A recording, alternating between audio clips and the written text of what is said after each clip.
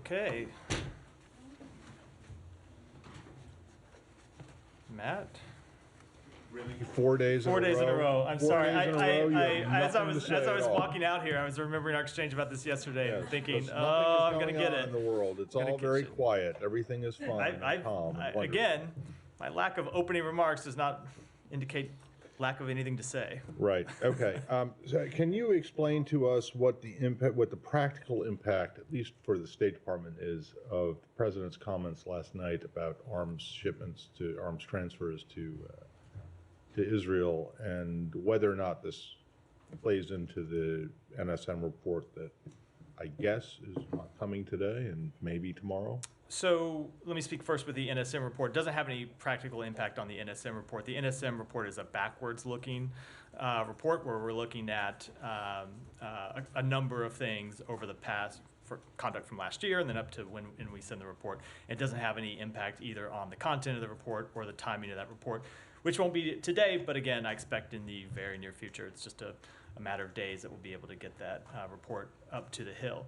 And then with respect to the larger question, so what the president made clear is that we have concerns about a potential military operation in Rafah. I don't think that's any secret. We've been making those concerns known publicly, and we have made those concerns quite clear to the government of Israel. And as the president noted, there are certain types of military assistance that we will not make available to Israel for use in a campaign in Rafah.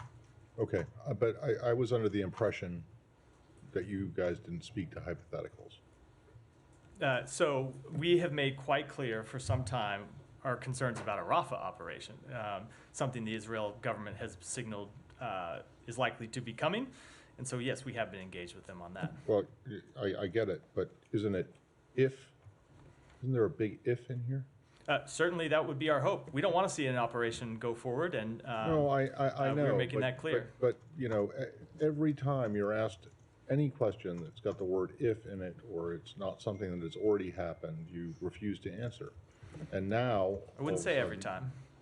Wouldn't say every pretty time. much. Look, I just to be, I don't should be serious about this. I'm not trying to make light of it. I just, you know, you guys have, or the president has made a policy prescription, apparently, based on something that hasn't happened yet. He has, right?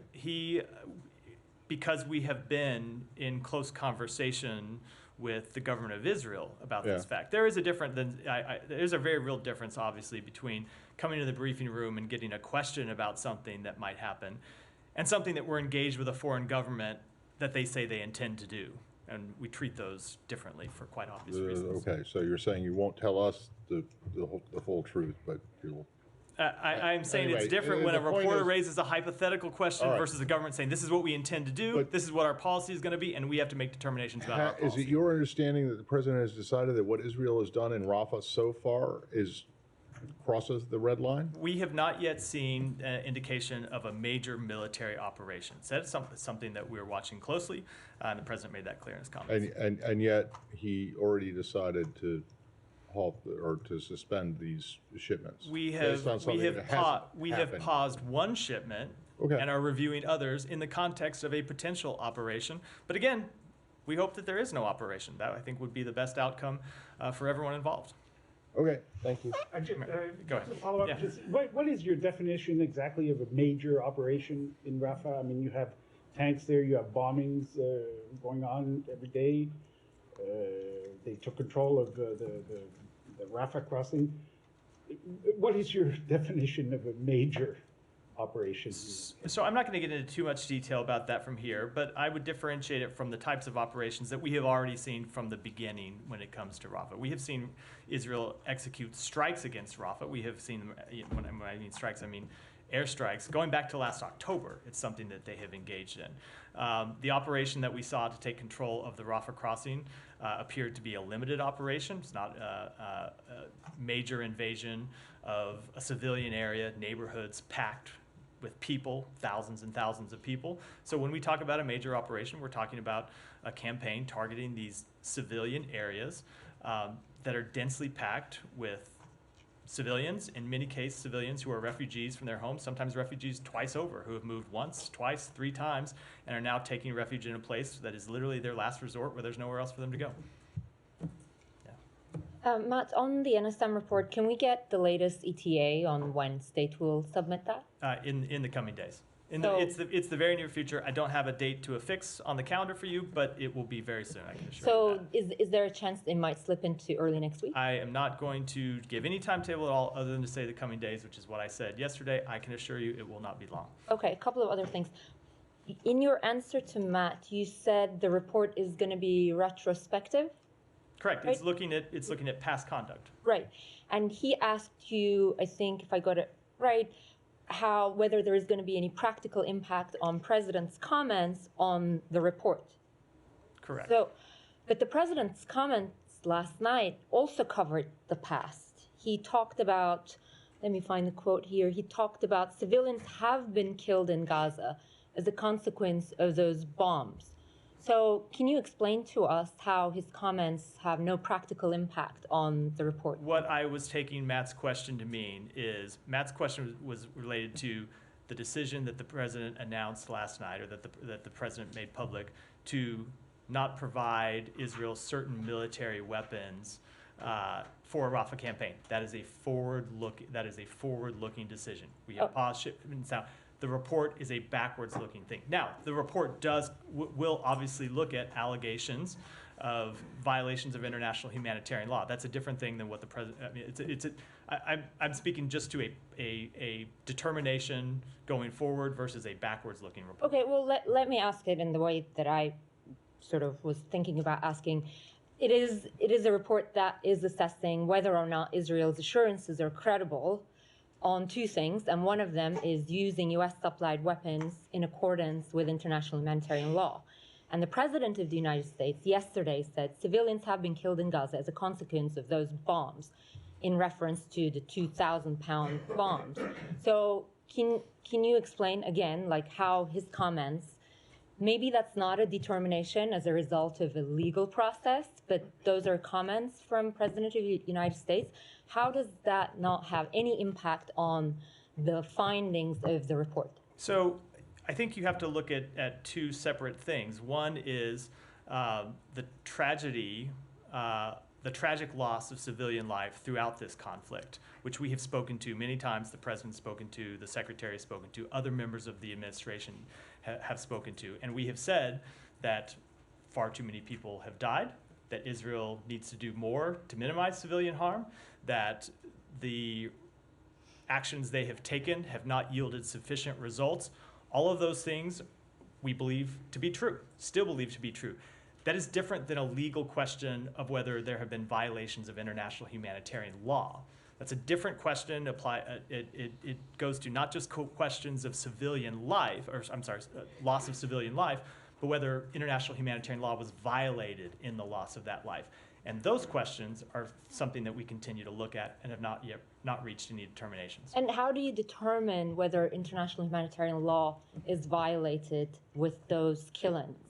Is your criteria intent? So there are all sorts of things when you look at I'm obviously not a lawyer, but when you look at the standards that have been applied in every conflict around the world, it goes to questions of intent, it goes to questions of proportionality. There are other things you have to look at when making those determinations. My final thing on this, how do you think, I'm just trying to wrap my head around this. In his comments, President has also said in the other part of the sentence, and in other ways in which they go after population centers. Going after someone or something does imply to me intent. And also the bombs in question are 2,000-pound bombs, and their impact when dropped in a population center are known. We know that Gaza is already it's very densely populated, and there are people squeezed in a small place. So how can any country claim there was no intent if you're dropping a 2,000 bomb on a population center? So this goes back to the very difficult problem that Israel has faced from the beginning, is that you have Hamas embedded in these population centers. So yes, the Israeli military very clearly is operating within population centers because that's where Hamas was. That's where their military targets have been. And I will say, as we have looked at this conflict from the beginning, obviously we react to facts on the ground. So at the outset of this conflict, you saw Hamas that was well entrenched in civilian areas and was able to launch not just the attacks of October 7th, but dozens and dozens of rocket attacks for a while. They were launching them every day for the first month of this conflict. And Israel, in the first stages of the conflict, was able to degrade Hamas's ability to the fact that those attacks, while they still happen, are sporadic. They're not as frequent. And the Hamas battalions in northern Gaza and central Gaza have largely been defeated and have been dismantled, though clearly there is still a Hamas population that exists in all of those areas.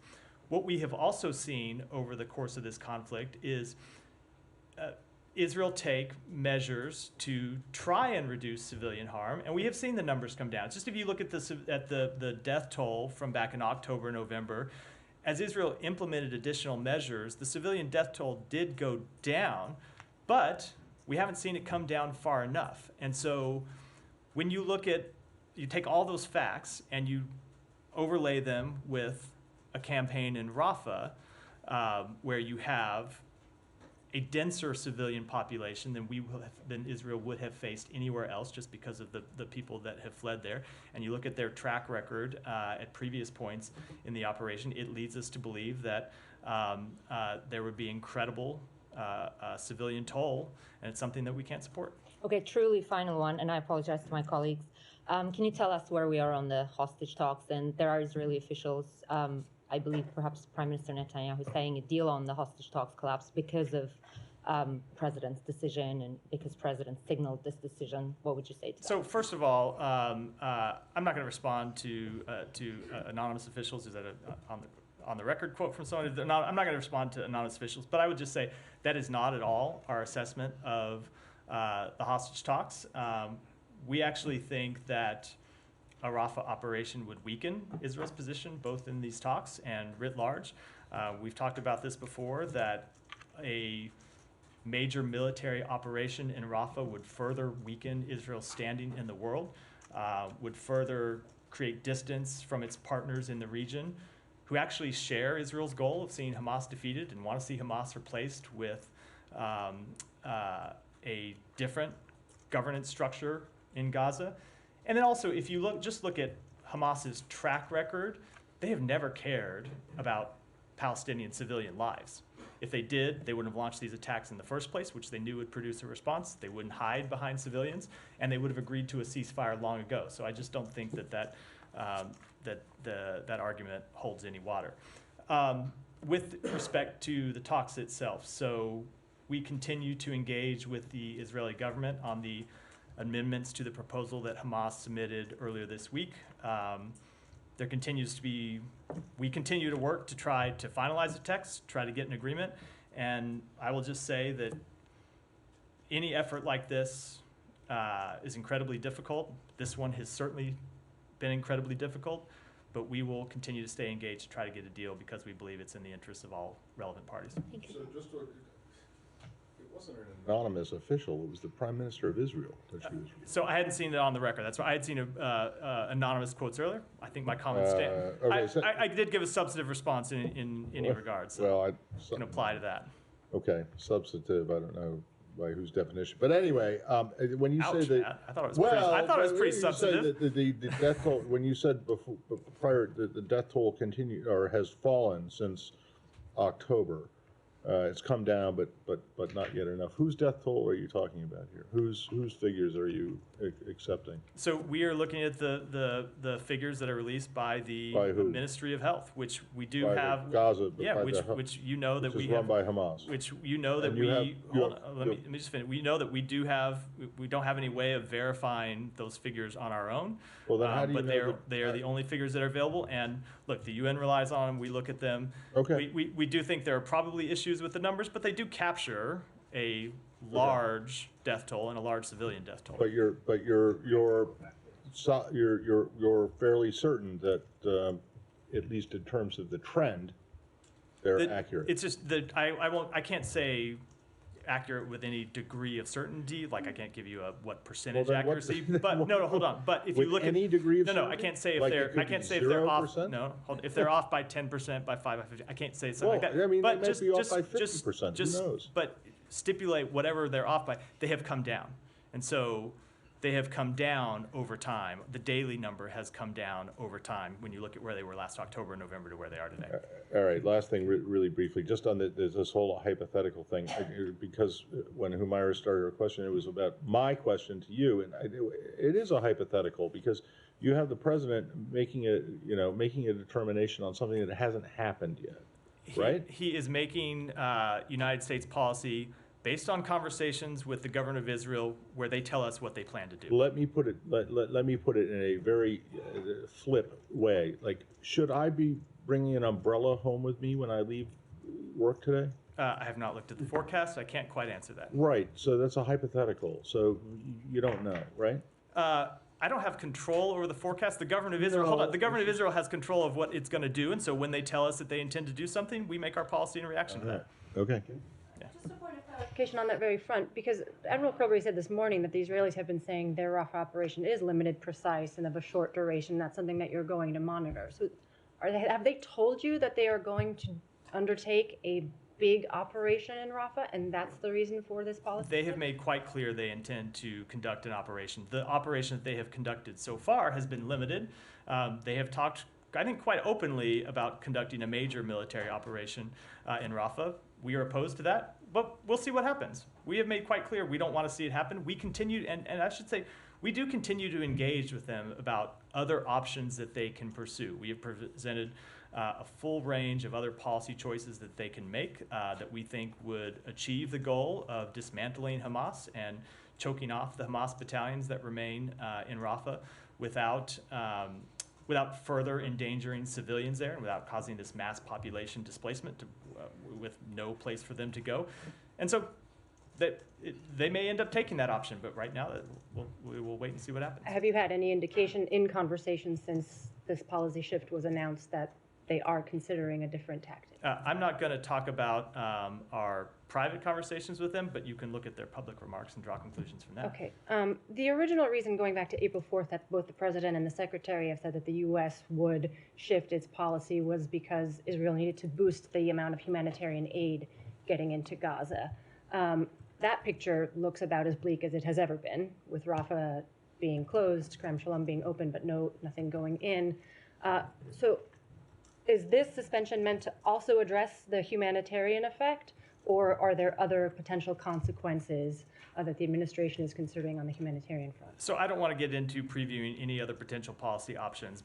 I will say, first of all, you're right. We have been very clear that the level of humanitarian assistance needed to come up and it needed to stay up, and it is not at the level it needs to be this week. That said, Kerem Shalom is open today, and some trucks have moved through Kerem Shalom. So we are have had a bit of an increase from where we were yesterday. I don't have the number, but just before I came out here, told that some trucks moved through. Some trucks also moved through Erez. So there are trucks that have gotten in. Not enough. Clearly not enough. Not at the level that they should be. And so that's why we'll continue to push, continue to work with humanitarian partners to try and get them back up, as well as to get Rafah open.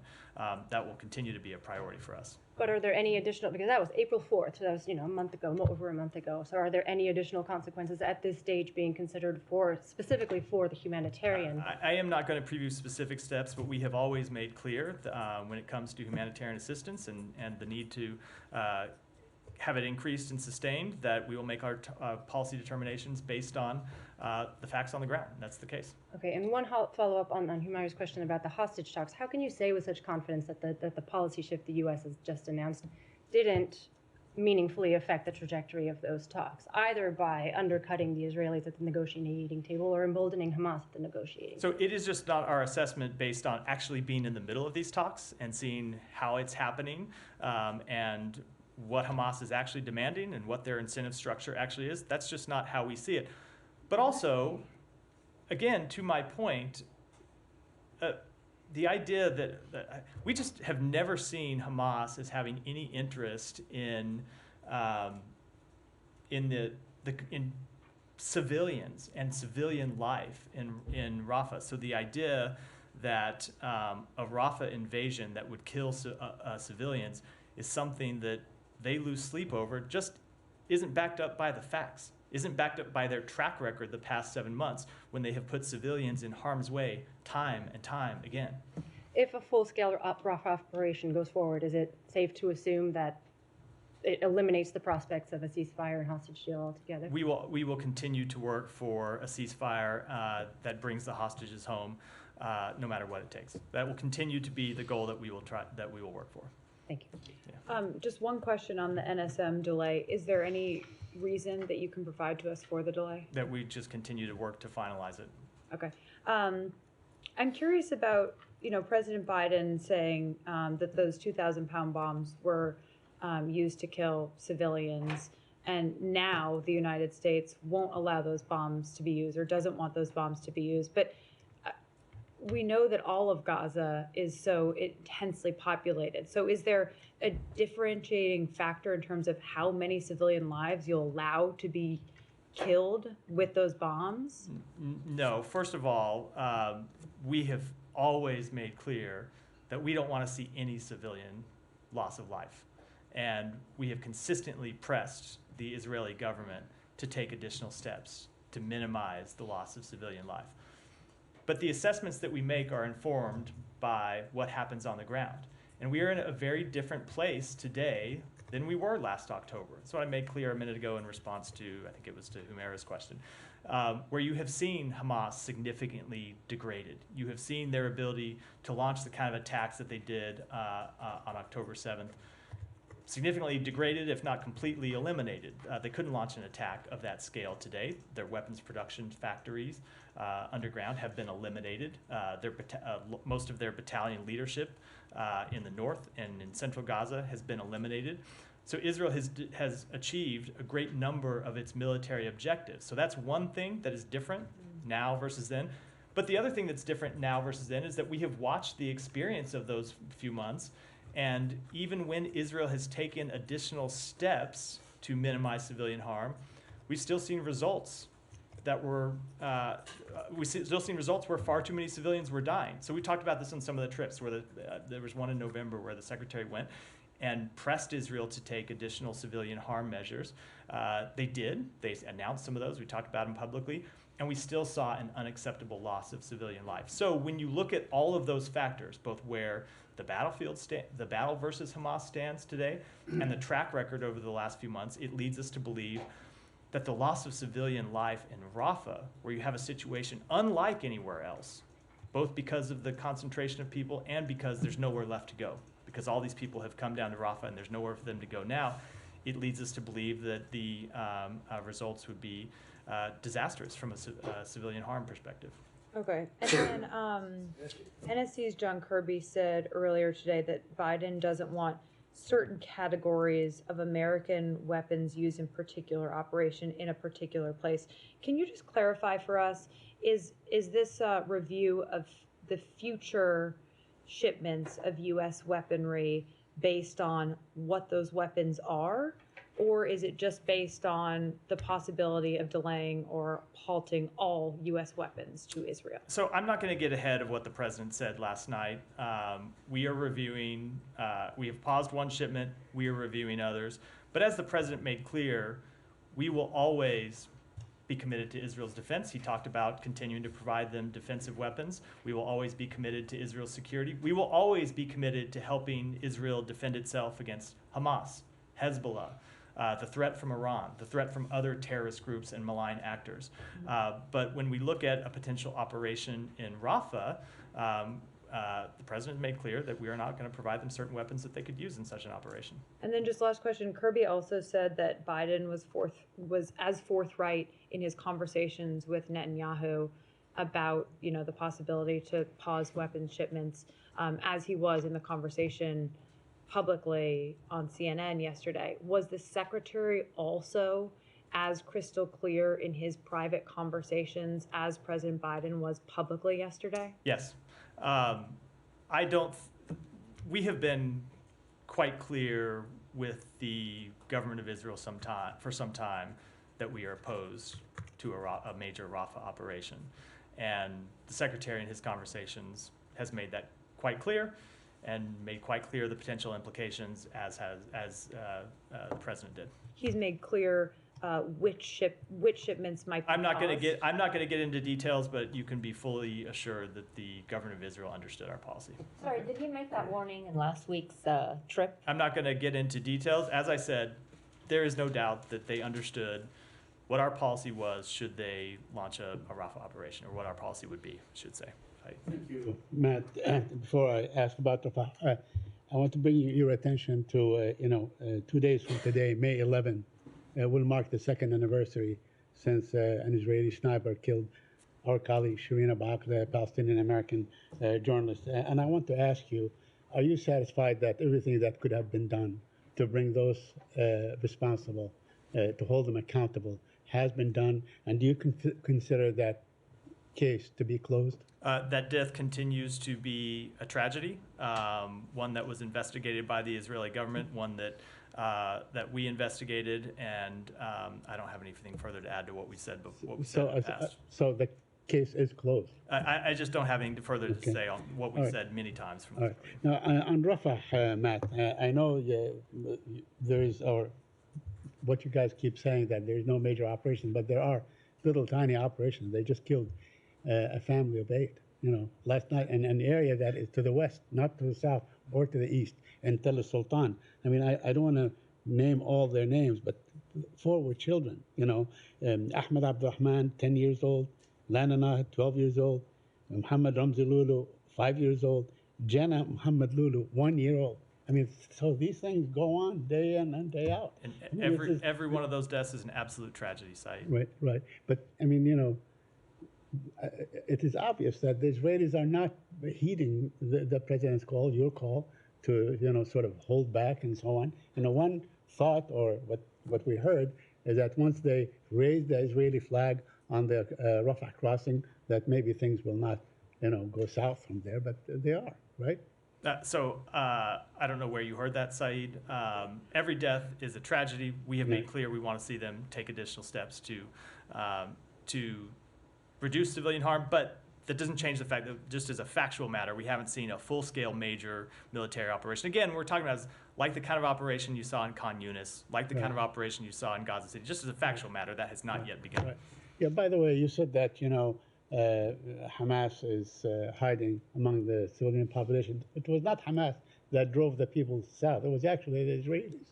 They told them to go and, hunker and Rafah. So, and now, So Saeed, you're getting to my exact point, which is it was appropriate to evacuate people when there was some place for them to go, right? When there was Rafah, which was, if not completely safe, safer than Gaza City, safer than Khan Yunis, and some place for them to go. That's not true anymore.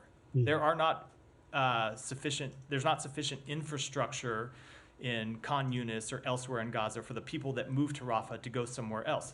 That is why we are so opposed to a military operation there. Yeah, which takes me to my next question. I mean, if the Israelis, as you said, have already achieved their goals, and if there is no place for these people to go anywhere, why can't the United States say, no invasion of Rafah? This operation must end now, full stop, because obviously it has reached, a wall or a dead end or whatever it is. I think we have said no major invasion of site. No. Hold on, you're just listening to the initial part of this briefing. But that said, hold on. There are still Hamas fighters there. We have never said that Israel shouldn't be able to do anything to take on the Hamas battalions that are there. There are things that we support. We have made clear in private conversations with them alternative paths for taking out and degrading and choking off those Hamas battalions. That continues to be our position, and it continues to be our position that Hamas could end all of this right now if those battalions would lay down their arms, if Sinwar would come out of the tunnels, and if they would stop fighting. That's another way that you could end all of this. And lastly, on the aid, it seems that there was another attack by Israeli settlers on aid trucks a couple of days ago. Are you aware of that report, and is the United States doing anything about that? I am aware of that report. In fact, if you looked at the statement we put out, I think it was day before yesterday, the secretary talked with the foreign minister of Jordan about that attack.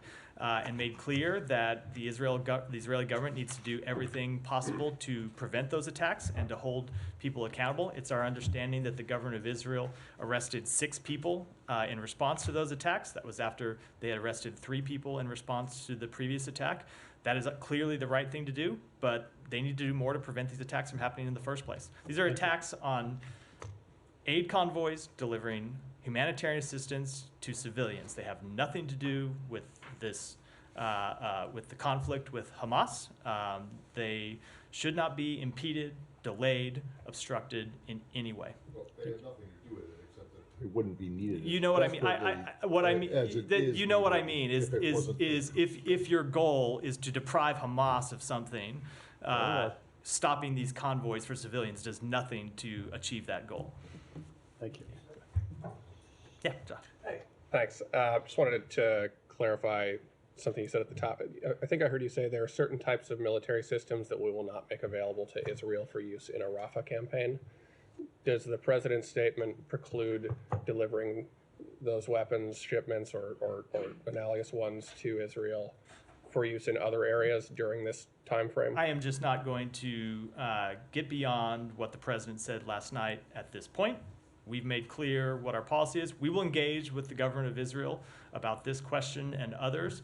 But as I said at the top, while we're opposed to the Rafah, I'm just going to speak about this generally, while we're opposed to a major Rafah military operation, we do still support Israel's right to defend itself against other threats. That has not changed. That will not change. The president's commitment to Israel's security is ironclad. And I should have said this earlier, so I'll make the point now. We actually think we actually do believe that a Rafah campaign actually, in addition to all the harm it would cause to the Palestinian people, actually weakens Israel's security. Doesn't make it stronger. It's one of the other reasons we're opposed to the campaign. So, and this just as a practical matter, do you assess that Israel requires the weapons in these shipments to proceed with the operation? I just am not going to get into the details of how they would conduct an operation at all. Okay, so well then on Hamas' incentive structure, granted granting your point that they're not concerned in these negotiations about civilian casualties, you have said before, you even alluded just now, there are military targets in Rafah. Does Hamas in these negotiations feel an incentive to release hostages in order to preserve that military infrastructure? We think the only thing the Hamas leadership cares about is protecting themselves. Not fine. All the Hamas assets is themselves. So I'm kind of limited in what I can say here, but ultimately, when you look at the things that are on the table in the hostage deal, the point of this deal, the things that Hamas gets out of it are things that would benefit the civilian population of Gaza. These aren't things that they have shown they have a huge interest in advancing. Right, and I'm just trying to think about how, obviously this is a big issue that has a lot of really important components, but I'm just trying to zoom in on how it affects the hostage negotiations. I've spent a fair amount of time this week interviewing the families of Israeli Americans. I think every one of them was very complimentary of how the administration and this building has been supportive of them.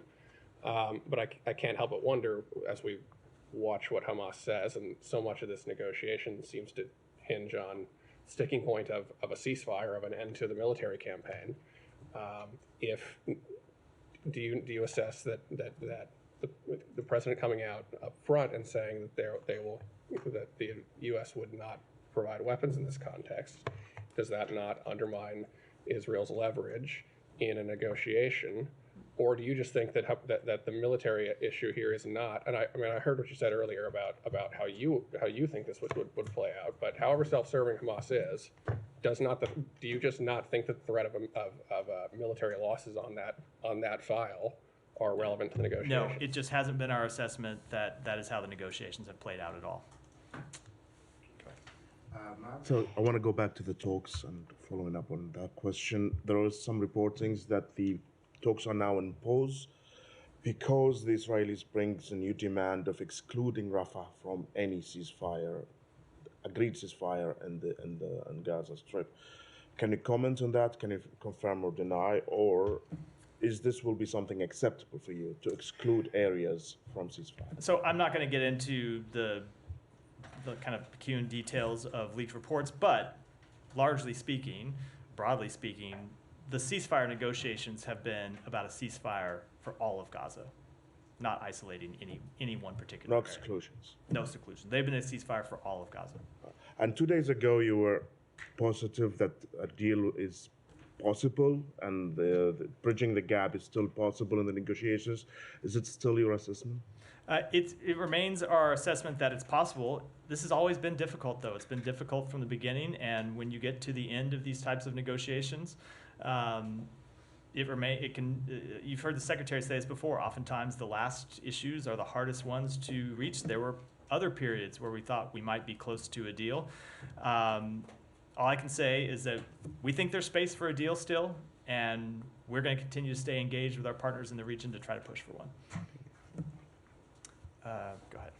Thank you. Switching the topic? Yeah. Yeah. 2 questions on Iraq. Under Secretary Zia was in Baghdad yesterday, and she was in Erbil today, and she met with different officials. I want to know if there's any connection between her visit to Baghdad and the recent law that was passed by Iraqi parliament anti-LGBTQ. And overall, how does the U.S. view the human rights and democracy in both Iraq and Erbil? So this was a long-planned trip to advance regional humanitarian, human rights, and civil security priorities. She had 3 objectives there. 1, promoting democracy and partnering with Iraqis to support a vibrant civil society. 2, advancing the protections of human rights, including press freedom and freedom of expression. 3rd, advocating to create safe, informed, voluntary, durable solutions to internally displaced persons throughout Iraq, but of course our position on that law is well known. We made that quite clear.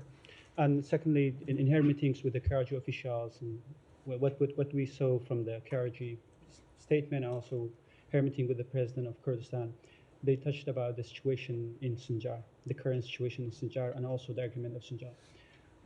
How do you see the current situation in Sinjar and the agreement of Sinjar that was agreed in 2020, sorry, but it hasn't been applied? Let me take that back and get you a full answer. Go ahead, Willie. Thanks, Matt. Are you worried that, I mean, the weapons has kind of been your trump card. Are you worried that by using this card now, you've lost your leverage and your ability to influence Israel, particularly on the humanitarian front? So I've gotten this question a lot about leverage. We've never seen it just as a question of leverage. Israel is a longstanding ally of ours. We have a deep relationship with them at a government-to-government level. We have a deep relationship with them at a people-to-people level. We have always seen understood this relationship is between 2 sovereign countries. Israel is going to make the decisions that they're going to make. They have to make a full assessment of the situation they face in Gaza. They have to take a full assessment of what that will mean for the policies of their allies and partners, and we have to do the same thing, and we will. That said, we will continue to give Israel our best advice about what they should and should not do, as we have from the beginning. We will continue to have, it's loud, Kylie. We'll have very, very direct at times, I'm sure, conversations about both how they operate their military campaigns and the provision of humanitarian assistance. I don't expect that to change in any way. Those channels remain just as open today after the president's interview on CNN as they did? We have continued to have conversations with the Israeli government today, I can assure you that. Alex, go ahead. Thank you. Happy Europe Day. The EU approved a plan to use some of the funding generated by profits from frozen Russian assets to buy weapons for Ukraine. Are you on the same page with them now that the REPO Act is the law of the land? I don't have any announcements to make. We continue to work with our European partners to ensure that we use those assets that remain frozen and that will remain frozen, that we use those assets for Ukraine's benefit, but I don't have any further announcements to make about it. On the supplemental, do you feel any urgency in terms of obligating the fund that you have available? The DoD already announced $7 billion immediately, but you have $2 billion available for a state to meet the urgent needs in Ukraine. What was the question about it? Mhm. What was the question about it? You know, the State Department has When was the question? When to, we're to going meet the urgent needs. You know, stay tuned. so If the question is when, I and- didn't hear the first part of the question, but stay tuned.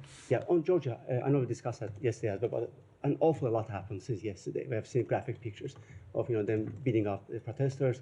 Some young protesters are being beating up in and outside of their apartments. Where are you standing?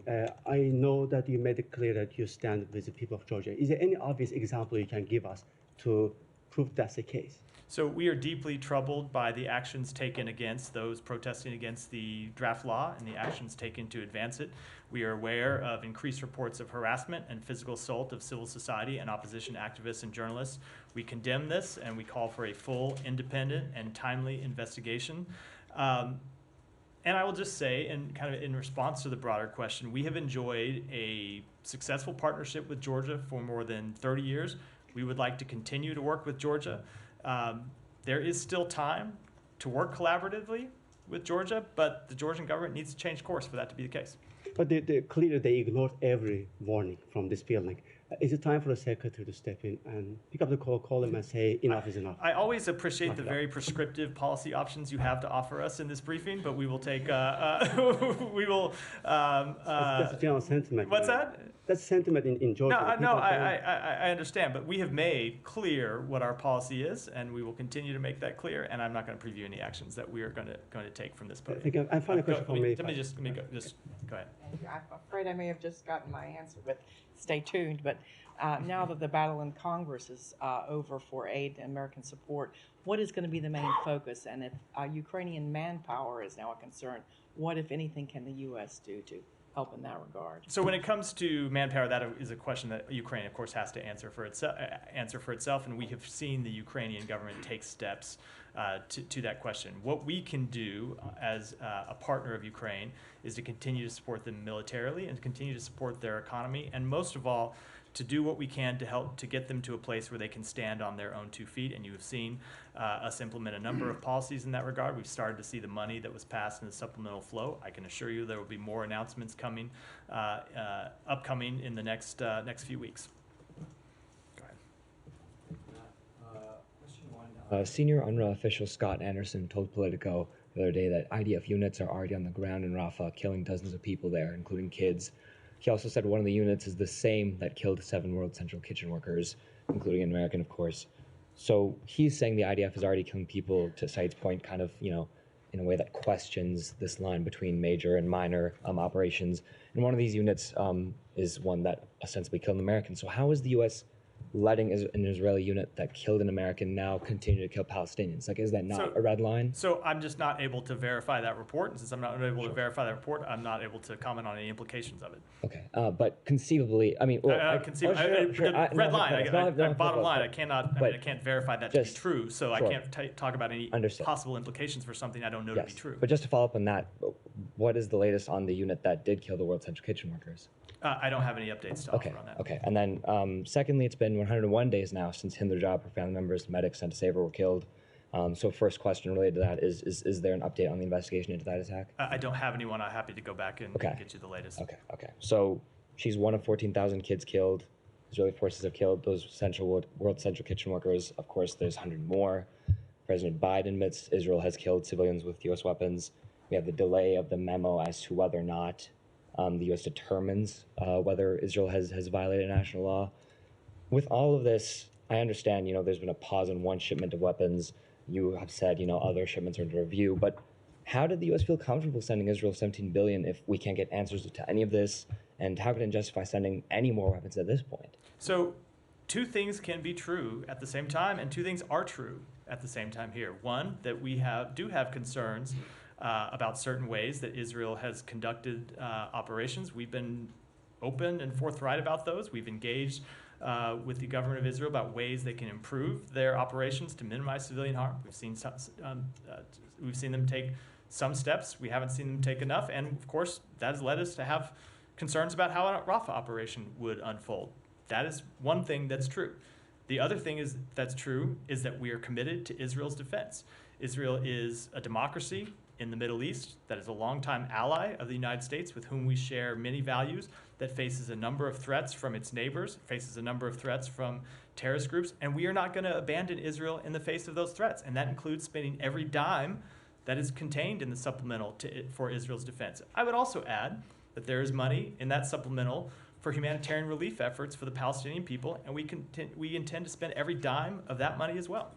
To what end? I know you've said, still Hamas remains there, but as we've discussed before many times in this room, there is the possibility not just of Hamas sustaining for many more months, but that this might turn more people to sort of join Hamas after being bombarded. So to what end does an operation remain just committed to removing Hamas from threatening Israel, given that there's always the concern of hostages?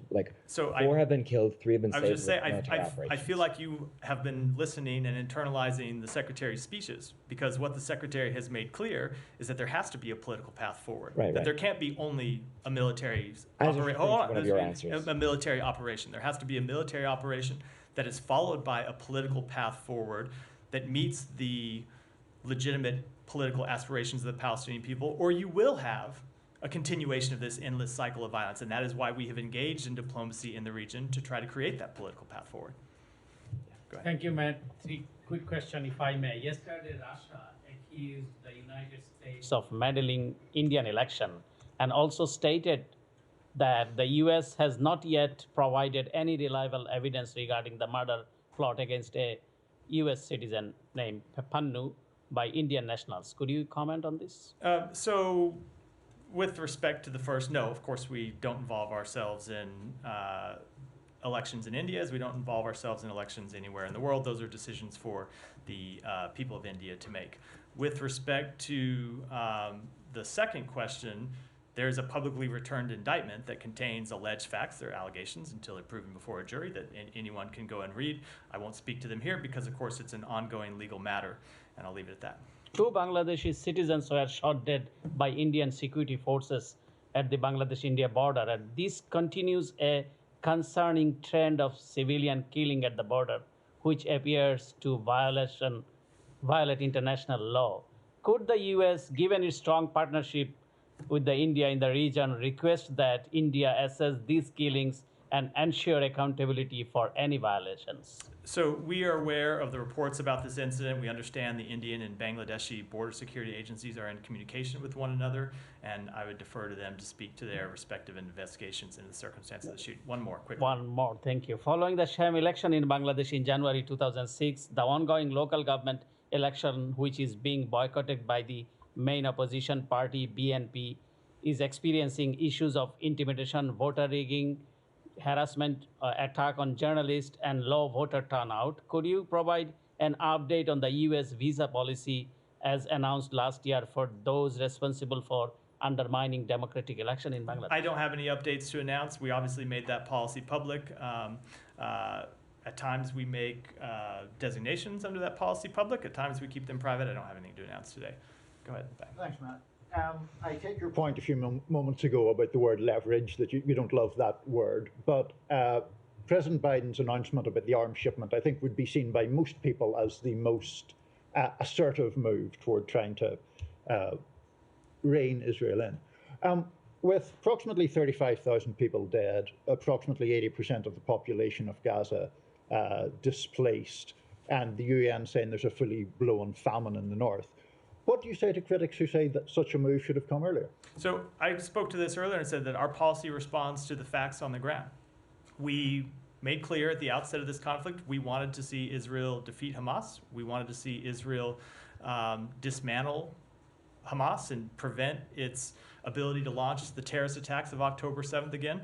They've largely succeeded in that goal. As I said, Hamas could not launch attacks again today. We also respond to the increasing civilian death toll, and while we've seen the daily count come down because of steps that Israel's taken that we have urged, it hasn't come down enough. And so when you look at all of those things in total, that leads us to believe that an operation going forward would have enormous impact on civilian harm. And I do just want to say, again, every time I get this question about the number of civilians that died in this conflict, it gets posed to me as a question about the government of Israel.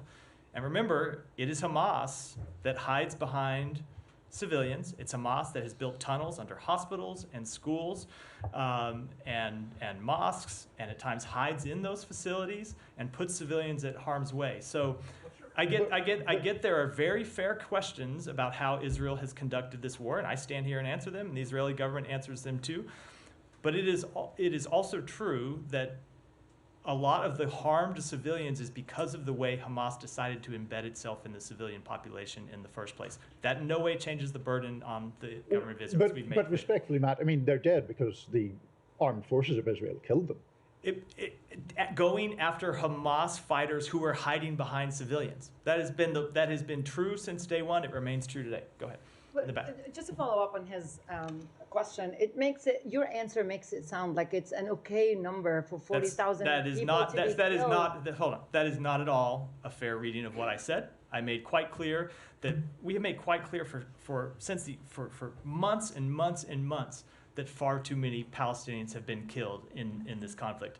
And we have engaged with the government of Israel to bring down the level of civilian death and convince them to take additional steps to reduce civilian harm. When we look at the operation in Rafah, it is a landscape like no other, both because of the way people are densely packed into such a small area, people from Gaza City, people from Khan Yunis, and unlike with respect to an operation in Gaza City or Khan Yunis, there's nowhere for them to evacuate to. And that is a critical difference when it comes to a Rafah operation that didn't exist for previous ones. So the Israeli army says that it has the munitions it needs for the Rafah operation and for any planned operations. Does that mean, do you think that is their way of saying we will go into Rafah? I will let them speak for themselves on those questions. And just more about the aid. You say that every dime in that U.S. aid to Gaza will be spent. How do you plan to spend it in Gaza, given that settlers are stopping convoys from going into Gaza? Delaying, not stopping. And today, UNRWA was set on fire by settlers as well. So first of all, they delayed those convoys. They did not stop them. Those convoys eventually got through. And those attacks on those convoys are just one route into Gaza. That's a specific route coming from Jordan, being delivered into Erez. There are other routes. There's deliveries from Ashdod that are coming straight into Erez, as well as hopefully we'll get Kerem Shalom back open and running at a significant level as it has been for several weeks. And of course, we want to get Rafah open. That's what we've been working on. That's just because that was 3 and we've been going a while. Let me go. Geet, to go ahead. Thank you, Matt. I want to go back to the NSM report. The timeline. It starts in 2023, January 2023, correct? Was wondering, when is the cutoff? When does the report stop that review? I am going to defer that answer. I know this will be unsatisfying until you can see a public piece of that in the coming days. All of the questions about what's contained in the NSM will be answered. Okay. Maybe not all, but a number of them. All right, I have a couple more, please. Yeah. Have humanitarian organizations had any input in this report? And if so, how was it decided to be incorporated in the report? So the report is written by people here in the State Department, as well as with input from the Defense Department. It's not written by outside organizations. Of course, it can't be. It is a report by the United States government, so they don't have input in the sense that they are actually looking at the report, editing, contributing components to it. But that said, we interact with humanitarian organizations all the time. We take their feedback, we take their input, and it is reflected in all of the work that we do. Okay, 2 more now, moving away from Israel. Just a little. 2 more. Earlier when you talked about still defending Israel's security, you mentioned a couple of threats to Israel, including Iran. Now, I was wondering if you mean Iran, the country, or the rulers, the people in power in Iran? I certainly don't mean the people of Iran. I mean the regime in Iran that has financed terrorism against Israel and recently launched more than 300 drones and missiles at Israel. It seems like Iran is feeling a little threatened because today another senior advisor of Ali Khamenei, the leader, said that if Iran's existence is threatened, they will review their military and nuclear doctrine. I was wondering, how concerned are you by this threat, this comment about revision of their nuclear doctrine? How concerning is it? So those comments are irresponsible, but as the President and Secretary have made clear, the United States will ensure one way or another that Iran will never have a nuclear weapon. We continue to use a variety of a variety of tools in pursuit of that goal, and all options remain on the table. Ultimately, we believe that diplomacy is the best way to achieve a sustainable, effective solution. But given their escalation across the board, including their failure to cooperate with the IAEA, we are far away from anything like that right now. Thank you. And then we'll do one more and then wrap up. Go ahead. Thanks, Matthew. The president said he put the hold on munitions and bombs to Israel over not wanting them using a full-scale invasion of Rafah. Why has the U.S. put a hold, given that a full-scale invasion is not underway and instead it's a limited operation by Israel? I think I have answered that any number of times already in this briefing. So go ahead. Okay. And will other shipments? No offense. It just kind of. Will other shipments be put on hold? Is that something under consideration? We are reviewing other shipments. I don't have any announcements to make. Finally, is the NSM-20 report binding in terms of providing weapons to Israel? I'm not going to speak to the NSM report until it is final and make conclusions. That said, you can look at the national security memo itself and see what factors go into our determinations and what potential outcomes are. And I will leave it at that. That will wrap for today. Thank you. Thanks, everyone. Thank you.